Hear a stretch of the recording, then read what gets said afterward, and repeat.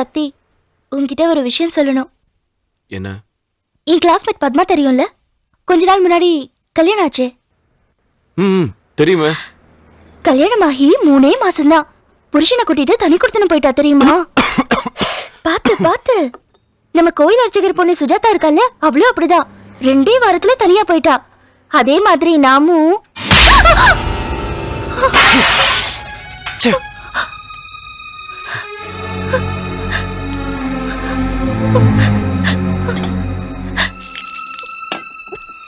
என்னம்மா, என்னாச்சு?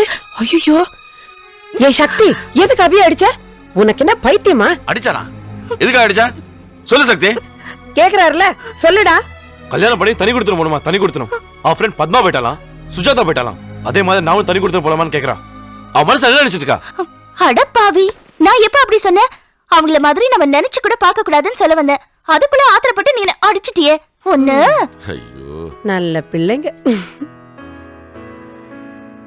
இருக்கா? உன் மனசுல இருக்கிறதானே என் மனசுலயும் இருக்கோ. அப்புறம் எப்படி நீ என்ன அந்த மாதிரி நினைச்ச? என்ன மன்னிச்சிடு அபி.